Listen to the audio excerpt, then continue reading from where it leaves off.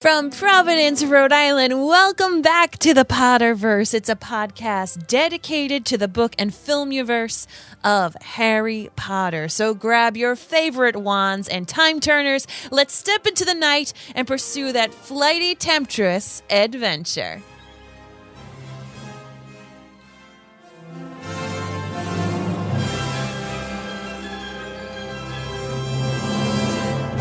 Hi, everyone, and welcome. My name is Mary Larson. My name is Blake, and we're back, baby. We are back, and we are actually doing this podcast live. We have not been able to do a Potterverse live in so long, so friends who are watching live, give us a little hello. It's been a long time, so, shout out where you're from, what your house is, and if you would like a niffler, I'd like to know that in the comments, of course, and don't forget, if you are sharing this, to comment Expecto Patronum. All right, so here we are. We are in chapter 28, The Madness of Mr. Crouch. Master, ill? Her bottom lip began to tremble. But we're not sure if that's true, said Hermione quickly. Master is needing his Winky, whimpered the elf. Master cannot manage all by himself. Other people manage to do their own housework, Winky, Hermione said severely. Winky is not only doing housework for Mr. Crouch, Winky squeaked indignantly, swaying worse than ever and slopping butterbeer down her already heavily stained blouse. Master is trusting Winky with the most important, the most secret. What? Said Harry. But Winky shook her head very hard, spilling more butterbeer down herself. Poor Winky. Winky. Poor thing. Poor thing, right? Yeah, that is not great, Bob. That's one of those nights that you have, when you go to the club and you realize the boy that you like isn't dancing with you, and you just get hammered, and you realize, but he needs me. That was never me, so don't worry, friends. But yeah, Winky is not in a good state. I will say that this, of course, is the fourth book in the Harry Potter series, and we talk a lot about. Hold on, you hit something. That I will sit with you on the stage. We're playing until everyone in this audience gets bored and tired and leaves. You were playing audio. Actually, you were playing the clip, apparently, from This Is Us. That I was going to play for This Is Us, too. Well, what I was trying to say is that this is a very awkward chapter and situation to talk about with young kids. And I know that there are people young and old who listen to the Potterverse. And obviously, being in different countries, there's different drinking ages, there's different scenarios where maybe younger people will have a little bit of alcohol at a family event in different ages than they do where Blake and I are in the US. And so it's just very interesting to have to talk about what was wrong with Winky and how Winky was drunk and what drunk means and how people get drunk. And the kids didn't understand, Mom and Dad, why is Winky getting drunk on butterbeer? And the kids drink butterbeer and we drink butterbeer, Yeah. So it's interesting. It's interesting when characters in Harry Potter imbibe in alcohol, and sometimes too much, and having to explain that situation to some young kids. So if anyone else went through that chapter and had the same situation, I'm right there with you. So that's part of the reason why I wanted to read this, because, she's peeling back the layers of something very important, but yet also it was an interesting car conversation with our 8 and 6-year-olds. Yeah. So before we get into the rest of this episode, once again, we want to say... Not episode. Well, this is a podcast episode. Yeah. Okay, fair enough. We want to thank all of our friends at jointhenerdclan.com. All of you who are watching live, if you are a member at jointhenerdclan.com, give us a hashtag #GoNerdClanGo so you can see each other and continue the conversation there. Jointhenerdclan.com is essentially the way that you can keep the Potterverse going. You can keep this little piece of Lumos in a time of Nox. At the time that we are recording this right now, there is some crazy stuff going on between Russia and Ukraine, and it's hard sometimes to disassociate from the realness of the world and the things that are going on. But on the flip side, I find things like Harry Potter and connecting with people over fandoms and going live on Facebook, even though I'm super duper tired, and connecting with you all, with all the fellow Potter nerds, Potter, fans in the world, to be that Lumos in a time of Nox. So thank you for taking this time to hang out with us through your earpods and earbuds. And if we do make a difference in your life, head on over to jointhenerdclan.com so you can make a difference in ours. All right, let's get into the show. I solemnly swear that I'm up to no good.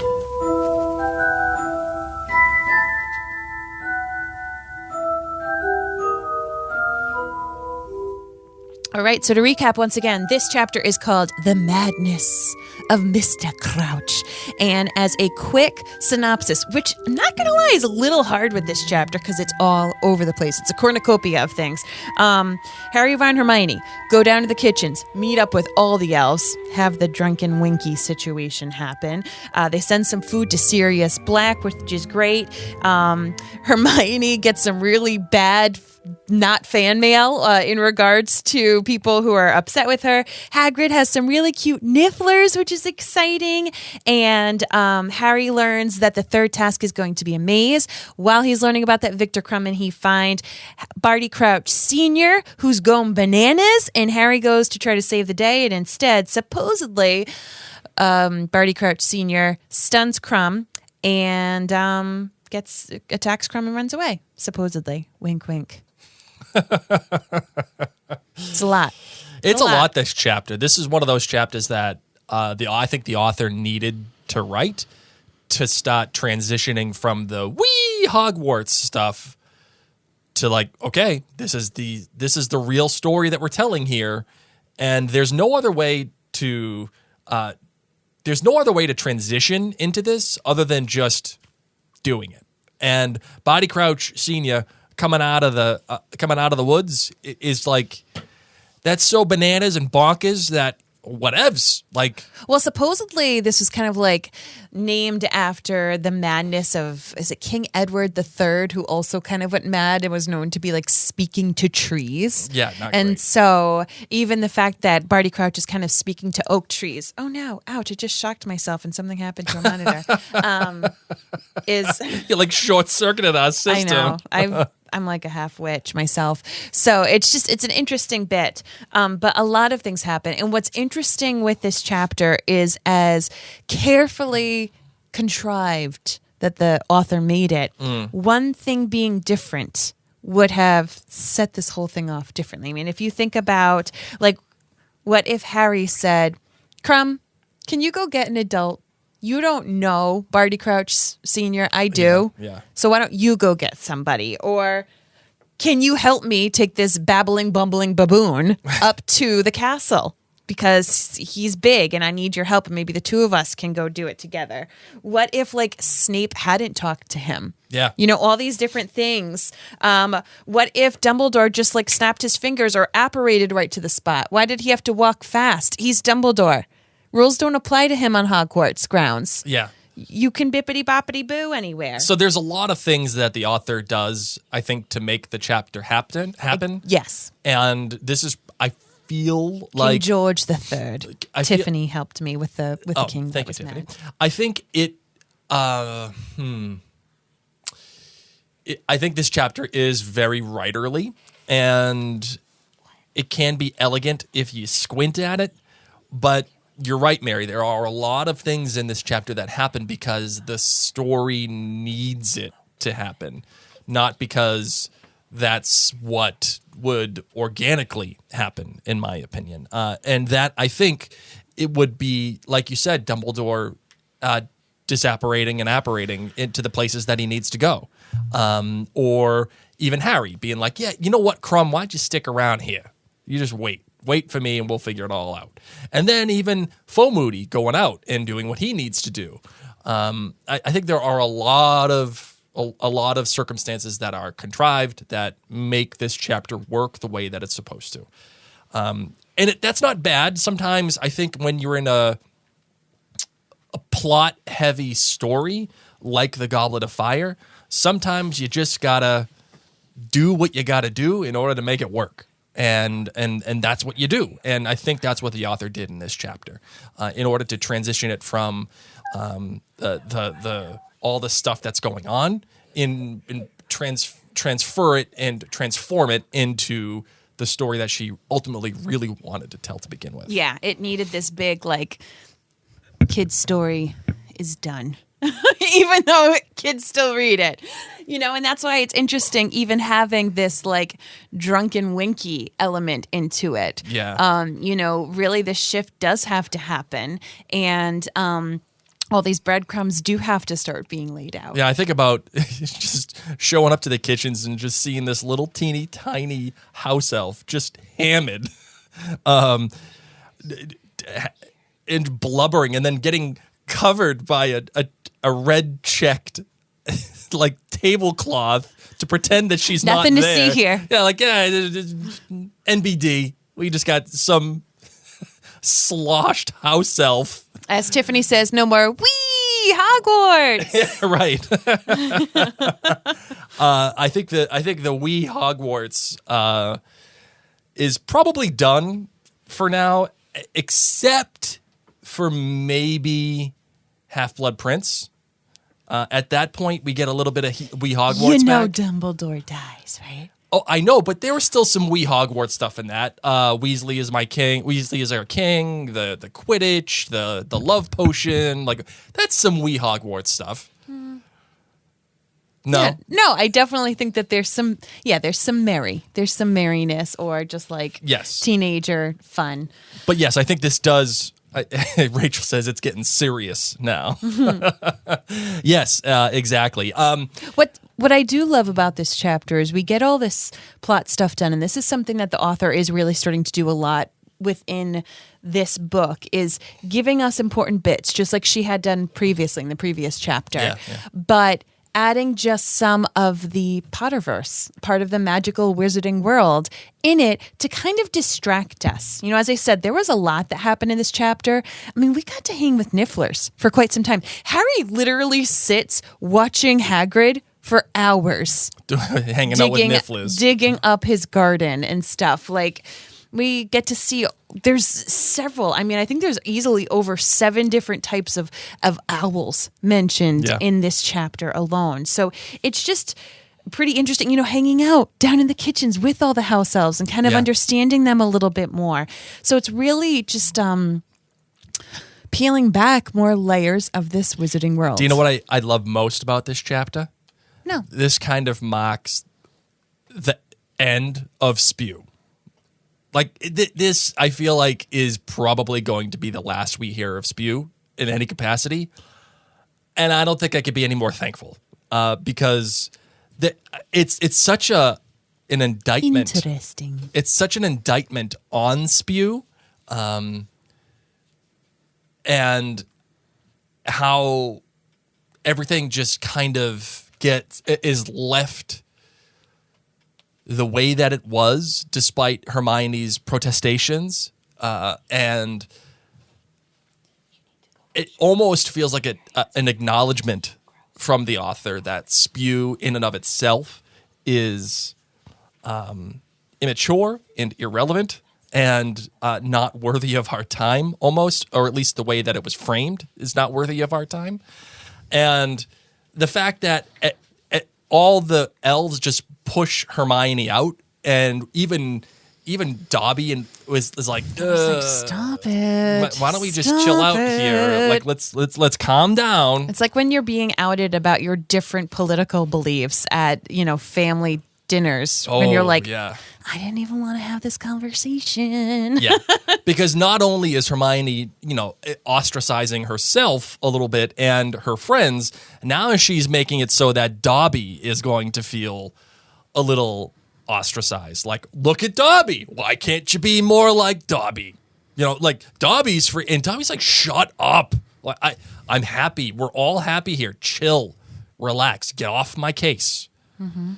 Get off, as Bethany says, get off my jock. Like, that's what Dobby is feeling at this moment, and it's hard to blame him, because again, the way that Hermione handled Spew and the way that she continued to wag her finger at the house elves in their presence was pretty remarkable for somebody to do. Like, yeah, well, if you think about it, like Winky is a grown adult house elf. Winky isn't a 4-year-old, and whether it's the sheer size of the house elf versus the size of human Hermione, or Hermione being on this, white horse gallantly coming in thinking I can save the day, because even though Hermione thinks they should be treated as equals, she's speaking down to Winky as an individual. Yeah, so it is very difficult, and so you can see how the other house elves push her out. And it is interesting to know which house elves are dressed poorly, whereas the house elves who are proud of their job, who are fine and don't necessarily need their wages and are happy to be working on Hogwarts, they still kind of like hold themselves with pride in how they take care. Yes, it's still like a rag, but it's a nice rag. Yeah. And then they take care of it. Yes, exactly. Like, they're proud of their kind of uniform. Yeah. And then you look at people who are unhappy. We look at Dobby himself, in that gross rag. Or we look towards the future, towards Creature. And we now look at Winky, who's super sad and is in this gross, rags, essentially. So it's just an interesting thing that, I'm glad Hermione is having these conversations with these house elves, because it does help open her eyes, know, and I think that it's interesting too when you think about other people's jobs, just in society nowadays. Like, you might look at something and be like, oh my God, I would never want to do that. And to someone else, it might be their dream, or they might find a lot of joy out of it. And they might, we talk about Mosley all the time from Downton Abbey. There are people who do like to help serve in others. Yeah, like that's their job, and they're happy with that job. Rachel here says it's almost, and Allison here, but Rachel says it kind of borderlines white saviorism. And I know Rachel had mentioned this in one of our previous episodes, and I intended to talk about it. I think, yes, I think it is in that vein, which again I think exemplifies and it implies how naive Spew is, and especially the way that it's carried out. I wouldn't say it's as a tool. I wouldn't say that is as abjectly awful as white saviorism and all of that. But I would say that it's a distant cousin, and because when was this? This was 2000. So you think about that term being like really heavily used more now. It's a more modern. Like, I don't know if that was the way that necessarily 14-year-olds were being taught things in society. Sure. So, you know what I mean? Yeah. I would say that there's a better recognition of it now. I think there's a better recognition of it now, not only in our world, but also in storytelling, because it's almost like there are certain tropes, right, to any kind of storytelling, whether it's like, putting the damsel in distress, or putting the woman in the refrigerator, locking her up in the refrigerator, or refrigerator. Yeah, it's like when you refrigerate the girl. Like, that means like, I have no idea. That is so gross. All I think about is Punky Brewster, the episode. It means like when you take. I've never heard of this. You take like a loved one, like a girl, like a wife, and you put her in danger so that the guy can rescue her, and that is how the story transforms. Why does she have to be in a refrigerator? I can't remember the origin of the terminology, but oh my gosh, Hold on. If you vamp for me for a minute, I will. As I said, all I'm having is bad memories of Punky Brewster. So anyone else who knows what I'm talking about, you got to let me know. All right, so we've got this this situation going on, and after which Harry's just watching Hagrid for a nice long time. We get the owls flying in and out, and we then have Hagrid digging up, and Harry's just wondering, is he planting a garden? How's this all happening? And of course, we find out later it's for the Niffler exercise, which friends who have watched Fantastic Beasts, of course, must be so excited because we all know and love Nifflers, and we don't get to see them in Goblet of Fire, so it is kind of fun. And fun fact, by the way, so Blake and I were able to go see The Batman, and the trailer for the new Fantastic Beasts movie, telling you, because of the amount of Hogwarts that is involved, y'all are going to be happy. Oh, man. The trailer for the new Hogwarts, for the new Hogwarts movie, that's basically what it was. Yeah. But the trailer for the new Fantastic Beasts movie convinced me even further that it should never have been Newt, and it should never have been Fantastic Beasts. It should have just been the Secrets of Dumbledore, a Harry Potter story. We're just going to have to find out, because if beasts are what actually defeats Grindelwald, then it makes sense.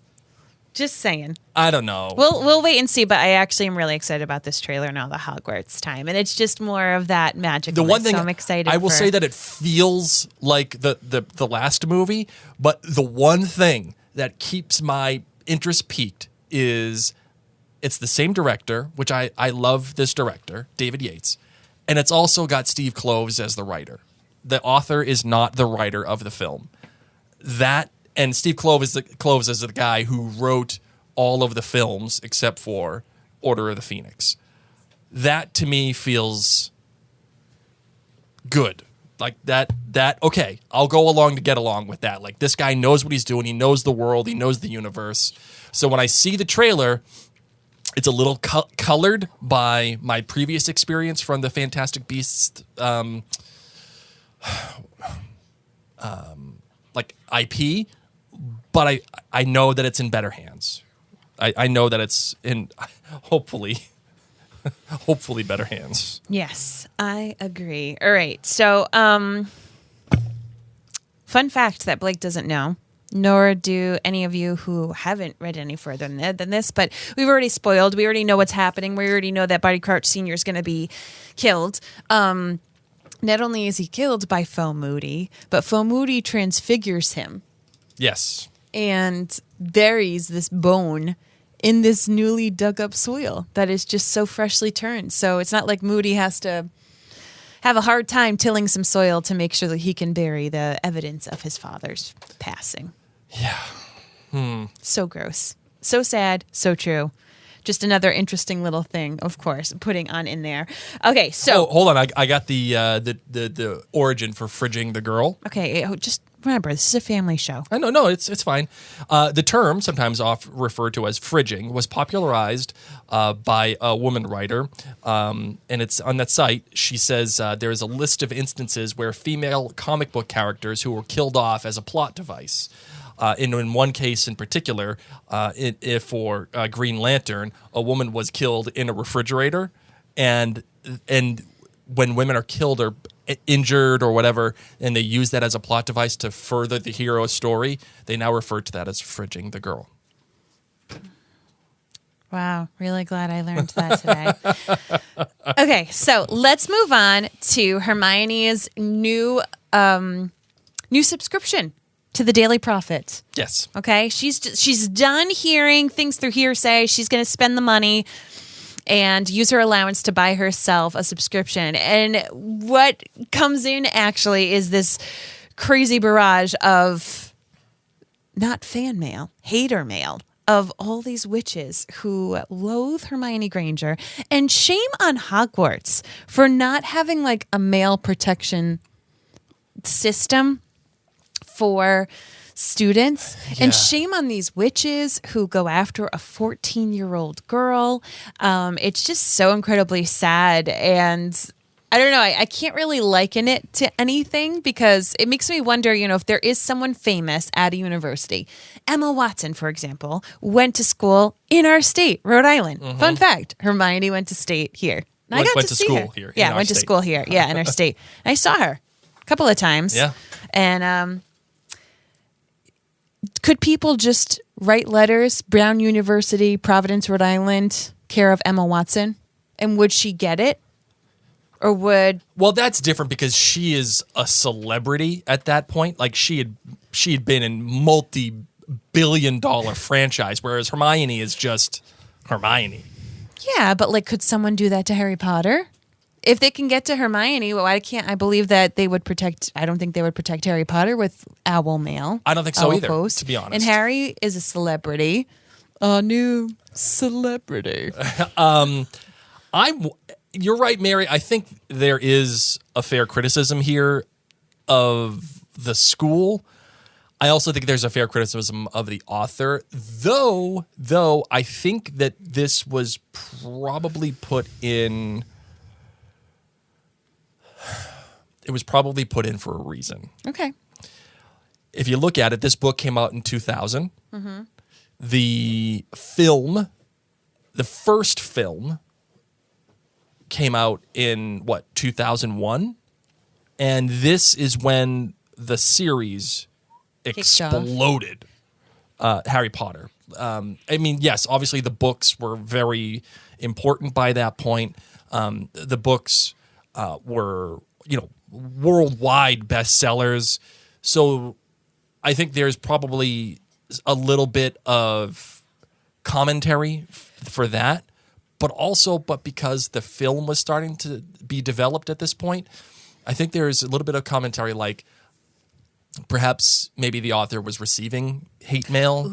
Ooh, okay. Perhaps there were members of the team that were receiving hate mail. Okay. Like I know that Steven Spielberg was supposed to direct the first Harry Potter film, but then it ended up with Chris Columbus. I wonder if he got hate mail. I loved too how like one of the letters was like cut up pieces of paper. Our kids don't even know what that means. Like when they were listening to that part. Yeah. All I can picture the is the magazine. Bodyguard I know. with Whitney Houston. That's all I can picture right now. And y'all know what I'm talking about. But yeah, like it's just not. Thank you. So glad you have that sound clip that just gets to be used all the time. Whitney will never get old. She will never, She'll man. never She get old. will Neville. COVID fog's got you. Oh, it has got me good. Today is officially a month. 1 month of COVID symptoms for Mary today. Long haulers unite. Gotta tell you, I mean, we were just having a little moment. I need some Madame Pomfrey. The rest of my family, nothing happened to them. Yeah. Nothing. You need some. Me, I need some bippity boppity. Hey, how about Hagrid giving Hermione some pointers on hate mail? He's just like, yeah, you know what? Don't open it anymore. Because there were people that were telling me that my mom should die, that I should die, that, like all these things were being said to me. Like, how sad is that? How unfortunate is it that Hagrid, of all people, was receiving hate mail because of his mom, and like how that came out? Well, not even his mom. It's because of the journalist who That's what I'm wanted saying. to spin it. So, yeah, I mean, trust me, there are many people who that happens to. And like you said, it's just interesting for the author to kind of take this route to show you that sometimes people can skew things in the news. But I agree. I think that it's very kind that Hagrid does this, but also how sad it is that Mrs. Weasley sends Hermione a egg that is like smaller than a chicken egg when the boys get this giant toffee-filled extravagant thing. This is her future daughter-in-law. Yeah. And Hermione never brings this up. You never hear Hermione be like, yeah, you know what I mean? Like later in life, like, love you, Mom. Except for that one time. That's how you know Hermione isn't a Taurus. This is an extremely awesome little tidbit that I think goes way underplayed in this world. and in this universe, in that Molly Weasley is looked at like the paragon of mothers. Like if you had Molly Weasley as your mother, you knew like you were in good shape. And here she is being wicked petty with Hermione about all this stuff and not sending her a proper Easter gift. Like, come on, man. That's pretty low. And you would never picture Molly Weasley like that. No. It's just, you wouldn't. When I read this, my mouth like dropped because I was legitimately shocked at how petty of a move this was from Molly Weasley. Like, it was baffling. Like, come on, man. Like, would you relax? And even if it were true, and even if what Molly was reading was true, Hermione is 14 years old. What do you think is going to happen when you're dealing with a 14-year-old girl and feelings and relationship? Like, of course she's going to be fickle. Of course she's going to be like have a little mini love triangle the way that it's being proposed. But what's even worse is that it's not even true to begin with. I know. And you just think about like all the drama that you had in your own lives in the 13, 14, 15, 16 and up ranges when you would have a crush on somebody or you would ask somebody out, like, thank God mine wasn't written about. Yeah. And I'm not even like a juicy, sassy person back in high school, but I remember having to ask a girlfriend of mine. So she broke up with her boyfriend. And the boyfriend was actually tall enough for me to go to prom with. And I was like, can I please just like go with your ex-boyfriend to prom? Would that be kind of weird? And she said it was fine. Said it was totally fine. She didn't really like him. She broke up with him. They've been broken up for a while. I wasn't even that interested in him as a boyfriend. She's like, yeah, oh my gosh, completely okay. She was not okay. She was not okay with it. She already had a new boyfriend, but was all gossipy. But I would have been written about in the Daily Prophet. Yes, absolutely. And it goes to show you the power of the Daily Prophet, and it goes to show you the power that it maintains over even people like Molly Weasley, and how Rita Skeeter's word is still very dangerous. And I don't think it's a coincidence that Hermione finally takes her own agency in subscribing to the Daily Prophet, so she finally gets the news. And I don't think it's coincidence that Molly falls prey to the gossip of the rags in this chapter in the same instance. Agreed. And it's so petty. It's just so petty. But you know what's not petty, though, Mary? And this was actually my favorite part of this chapter. The part that actually matters? When Ron's talking to Harry. Oh. And Ron says, hey, why didn't you tell me about the leprechaun gold? And Harry says, what are you talking about? Like, what do you mean? We don't talk about Bruno. Yeah. And, well, the gold that I gave you was leprechaun gold and it disappeared. You didn't even say nothing. Like, how do you think that makes me feel? Like, blah, blah. And they get into this argument, and, I think there's merit on both sides. But what comes out of the argument for me is what matters most. And that is this beautiful admission from Ron. I hate being poor. It sucks to be poor.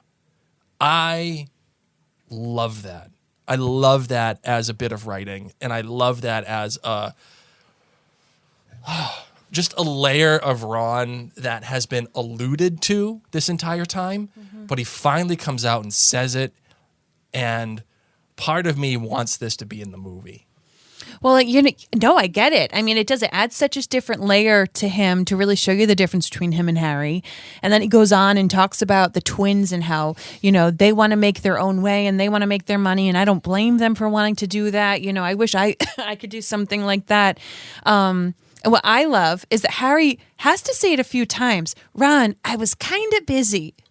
Yeah, there were Death Eaters running around. And someone stole my wand, and this, giant thing happened in the sky. I'm really sorry I forgot about your gold. I forgot a lot of things at that point. I literally had my wand stolen and Harry's from not me. wrong. No. There are bigger things that are happening, But again, at the same time, Ron isn't wrong. Like, yeah, wouldn't it be nice to just not worry about gold? Wouldn't it be nice to just like have gold and forget about it? Like, wouldn't you think Harry would say, "Oh yeah," like I just think about the few times when I go inside and, like a summer wallet. Yeah. And I'm like, oh my God, hey, $10 bill. Like that's exciting. Anyone else find that when you go through our pockets of different seasoned clothes and you just sometimes you empty it and it's like old movie ticket stubs and other random junk. And then you get that money and you're like, oh, that's $10 I don't got. I didn't feel have. like Ron Weasley as he's scooping up the leprechaun gold. Rachel here says, hashtag poor people parfait. Yes. That's a good pull from This Is Us too, ladies and gents. We had a big conversation about poor people parfait on This Is Us too. Yeah. How Mary grew up thinking what parfait was. I know what parfait is, and I have shown you it in the stores. No, I know. It's a different thing for a different tax bracket, Blake. Oh my God, we were having a conversation about actual parfait. Okay. And you were telling me about poor people to parfait. us. It's still real to us. Just Jell-O and whipped cream. So the real meat and potatoes of this chapter, of course, is we get to learn about the third task. They are taking over the Quidditch pitch. Cedric Diggory, he's aghast. This is like the worst thing he's ever seen his whole life. Yeah. The Quidditch pitch has hedges on it. And Ludo now Bagman. All I can think of is Robert Pattinson as Batman. So it's hard for me. It's hard for me to think of like him as Cedric Diggory now. Okay. All I picture now is super angsty Robert Pattinson from Batman running around the Quidditch pitch. I've been awake at night for 2 years. It's like I'm nocturnal. No joke. The first lines of the Batman. All you could picture it as is Edward Cullen. All I wanted to hear, Mary, was just one line. I know you know what it is. Say it. Out loud. That's all I wanted to hear. I'm not spoiling the movie for y'all. I'm just saying literally the first line out of some Robert Pattinson, aka Batman's mouth. It's been 2 years and I've been awake at night. It's like I'm almost nocturnal. Like, how did someone said your most popular role wasn't Cedric Diggory. It's about being a vampire. Yeah. You know what he should have said? It's like a magic. Yeah. It's like magic. It's like magic. It's like someone, like, you would think that one of his handlers would be like, they should have had him just jump out of a tree. They'd be like, that's my boy. with the band playing in the background. You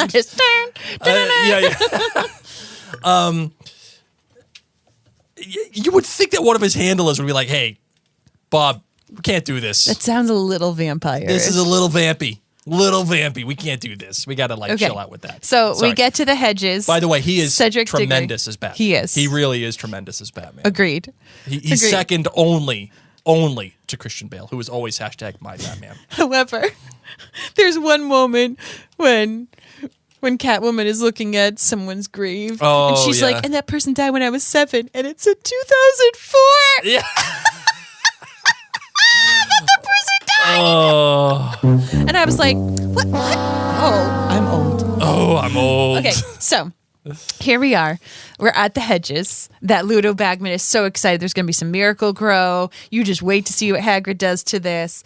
And everybody's there. And Ludo's just pumped. He's like, it's going to be easy. It's going to be great. And yes, Floor, you stink. But, maybe you'll find your way through. It'll be fine.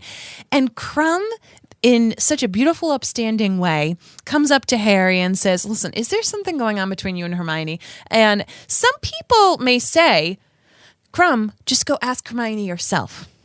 Yeah. But I don't think Crumb and Hermione are that serious in regards to their deep conversation level. And bless you. And he does see Harry a lot. So I don't see anything wrong him going man to man and asking if there's something going on because I really like her, but I don't want to be doing wrong by you or wrong by her. And I just want to double check. And I just really liked this. But then it also made me think, Crumb's 18, pining after a 14-year-old. fourth year. Well, I think Hermione might be 15 at this point. Okay, it doesn't make a difference. Yeah. 14 or 15 still ain't good when you're 18. Hey, but she is very smart. Sure. And very, mature for her age. And I can appreciate it. There are bigger age differences. I know in high school it's a little different, but it's different, and you know that it's different. Like it's wildly different. And he still can't say her name. Yeah, Hermione. And they do that, or Hermione, and I just love it because this is when the Potter books did start to get big. Yeah, and this is why everyone was Victor freaking Crumb out. can't say Hermione's name. Yeah, because the author had to make it very clear to everybody. Oh no, it's Hermione. Yes. I do love two things in this. One is like Crumb does talk to Harry, and I love that the maze first is representative of the fact that it's not just about being a witch or a wizard. It's about understanding yourself and understanding your maturity and how to function. Like, it's one thing to be good at magic, but to be able to function as a mature person and not lose your cool, not lose your calm, that's really great. And the fact that Crumb does act in a way that is representative of like a mature adult when it comes to this situation, again, I don't think it's here by coincidence. Implicit in that is that Crumb is probably the most mature of the group, and he should be able to navigate this maze with ease. The only other person that exhibits as much maturity as Crumb in this instance is Harry, in that he says to Crumb, Hermione talks a lot. That's right. And she talks about me a lot because we're friends. Like, that's okay. We're friends. We're nothing more than just friends. And the fact that the author allows for this opportunity, that the author allows for like what is honestly a really great friendship between a male and a female, you don't in the movie world or probably more so in the written world, but especially in the movie world, you just don't see an actual, real, genuine friendship between a male and a female all that much. You just don't. She just and the author allows for that in this story, and I think that's great. I think that's really great. Agreed. Can you do me a favor though and just unplug your thing because it's making my okay, that's fine. Thank you. No problem. Sorry, our little asses. I'm just juggling a lot. Yeah. With my exhaustion. So okay, so right. You know what we're gonna do? I think we're going to cut this one. Wait, Barty Crouch. Well, yeah. We're getting to the meat and potatoes. No. After the Body Crouch, we're just we're gonna cut it. We're not gonna do the listener feedback or a different to. perspective. We have to. No, we don't. Because it's late and we got a lot of things going on here. So Body Crouch shows up and he's crazy. Senior. Yeah. Body Crouch Senior shows up and he's crazy, and Harry's talking to him.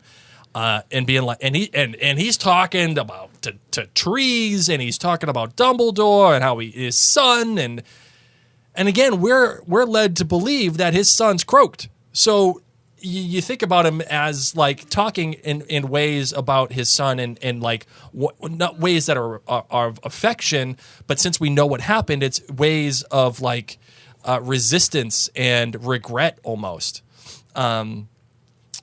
And I think that's important for this chapter. I think that's important because it allows you to get into the guy's brain a little bit, but also recognize that his brain is a little scrambled. And he knows that his son's alive, right?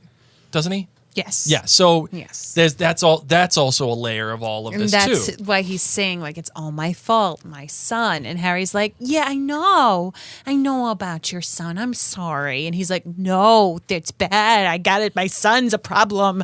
Voldemort's back, and my son's a problem, and it's my fault. And Harry's like, I know, sir. Yeah, sure.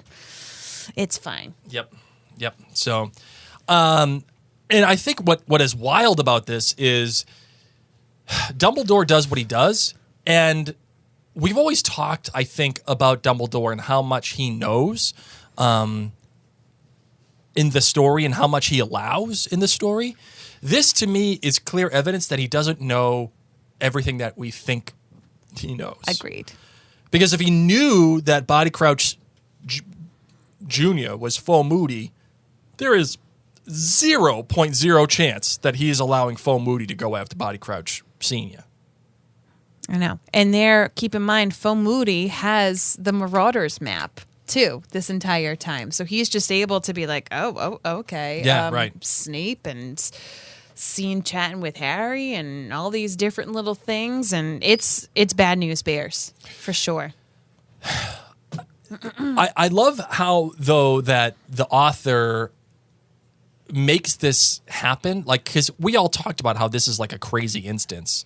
How this is like a really transitional moment for the book and how it just kind of comes out of nowhere. But what the author does is that even though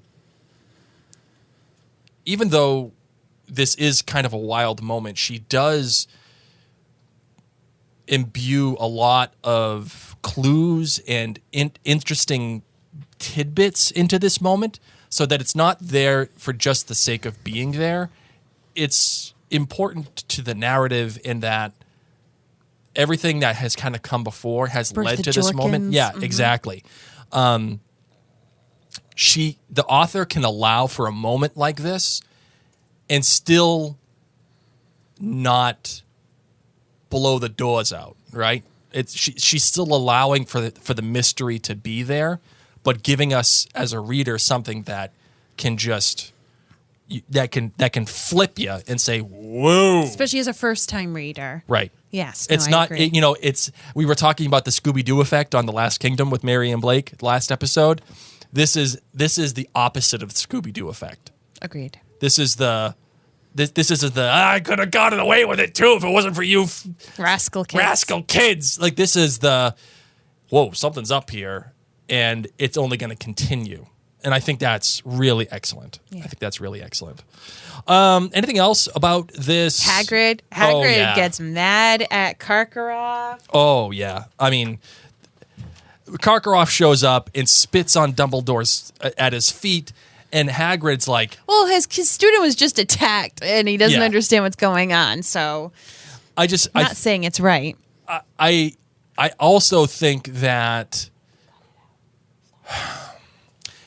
I think that Hagrid's reaction is a really great commentary on Hagrid and the society in which he lives, but also our society in general, which is, he says, you don't go trusting those foreign peoples anymore. And this is meant, this whole Triwizard thing, I mean, it's kind of like, bread and circuses a little bit to avoid the truth of the matter of, all we need is Hermione crying at the Yule Ball speech. Yeah, pretty much. International. Yeah. Cooperation. But, this is meant to bring people together. And here is Dumbledore, Hagrid, coming out and just being like, yeah, I don't trust those people. You can't mess around with them. You shouldn't be with Victor Crumb, and we shouldn't be talking to them, and all this other stuff. And this is how Voldemort initially came to power to begin with, right? That divide and manipulating and leveraging that divide. So you could see it already starting to repeat itself here a little bit. It's pretty interesting when you have these kind of conversations and you're like, Hagrid, like, come on, man, we don't say that kind of thing. But you and I are older. Yes. And I was in the car today, and at the time that we're recording this, of course, it is March 4th, 2022. And one of our kids said, this child was acting mean to me and sticking her tongue out at me. So I stuck my tongue back out at her, and I don't like her because she's Russian.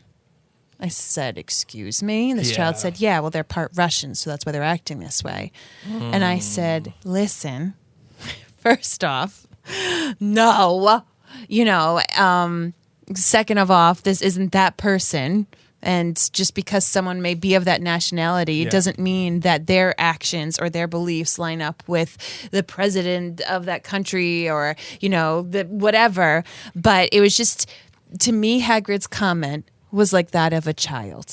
And so, Sure. It's interesting luckily we were able to have a really great conversation and say like, oh, some people haven't liked, our current president or the previous presidents or things like that. But like, does that reflect upon you? No. Okay. So Same thing here. Same thing. And so we're able to have a beautiful learning experience. And I'm happy that it happened in my car and not at school, or any of these kind of things. But that's what I'm saying is that occasionally we have these moments with Hagrid, because of his naivete, that he is allowed to have that. Dumbledore wouldn't say that. McGonagall, hopefully, wouldn't say things like that. Yeah. But Hagrid can kind of get away with saying something like that. Ron can get away with saying things like that. Do we sit there and say, Ron, like, why do you talk badly about house elves or whatever? But we keep it to consideration. He's young and he has to get taught by Harry and Hermione. Yeah. And,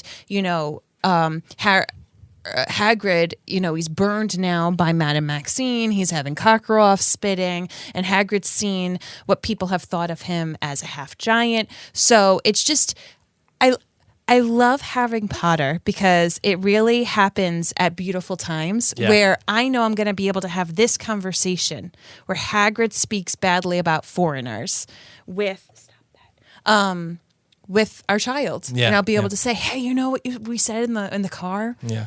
And I think open things on a different scope. I think it's pretty remarkable, first of all, that kids are able to discern stuff like that and make their own judgment. As naive as that judgment is, the fact that they can still put those things together and make their own moral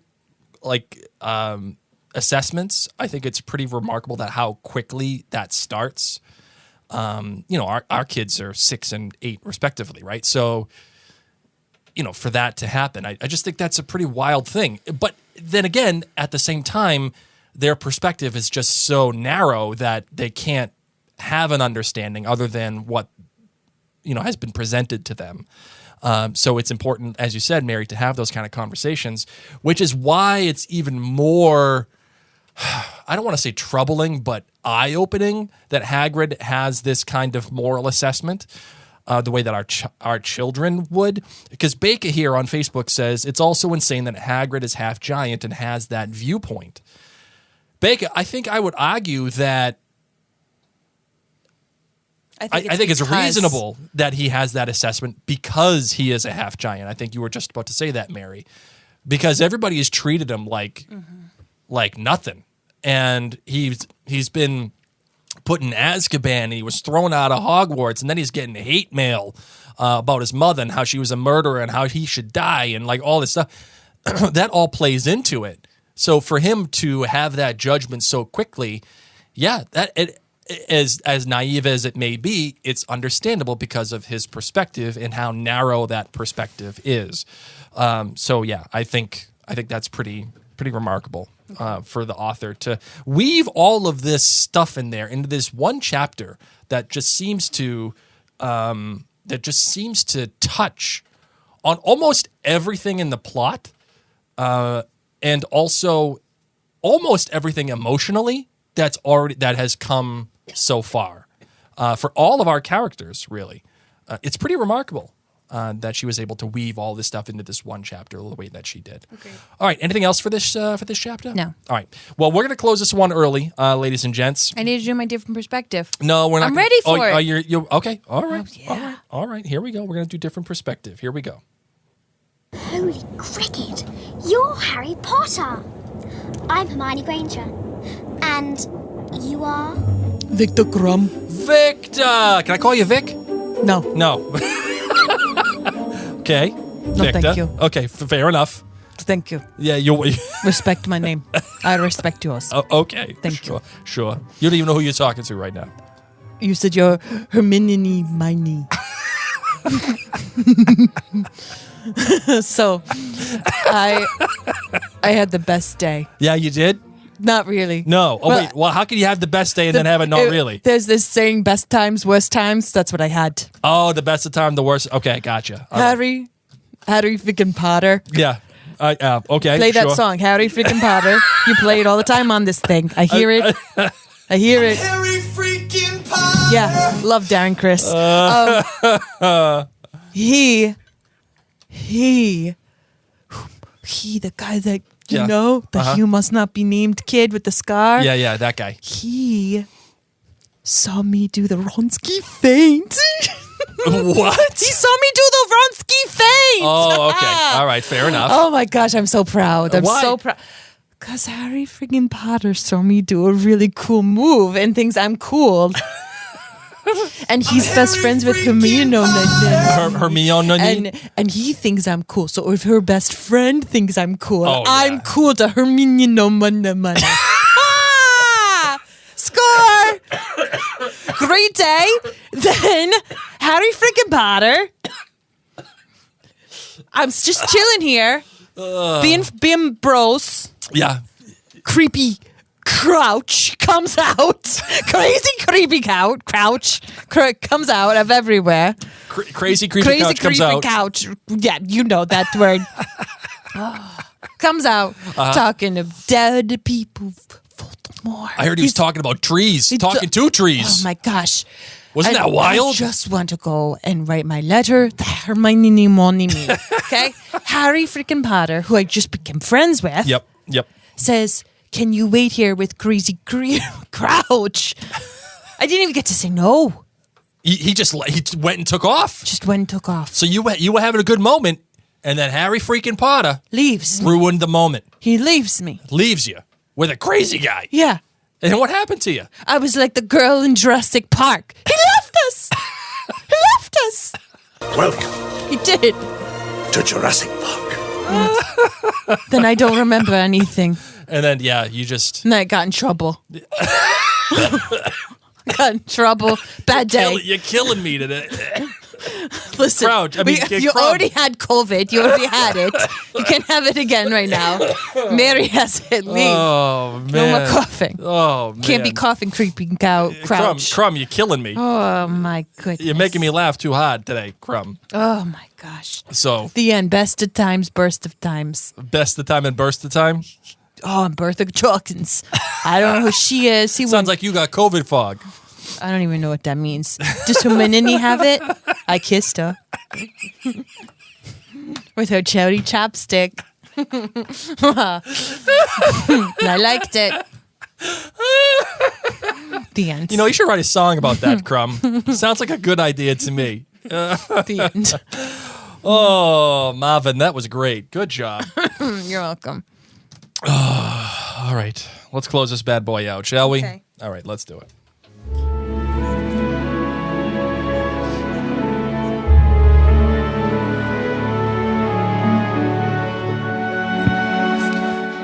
Thank you so much for listening to my mommy and daddy's podcast. If you like it, make sure if you leave a review. An Apple Podcast. That's right. Oh, now you guys all know why I have long COVID, because I'm always covered in a child. So At some it's point. all the time. They find me even at night. They're like zombies. Yeah.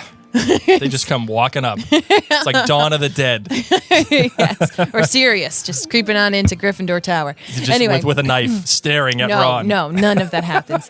So, ladies and gents, if you are not yet on our complimentary texting service, you're going to want to get in on that. Next couple of weeks, we're going to be having a different kind of schedule, so keep your eyes on our socials. We are posting the schedules there. On that note, my name is Mary. My name is Blake. And what's your name? Mischief Man. Oh, okay, yeah, that's right. Mischief Managed.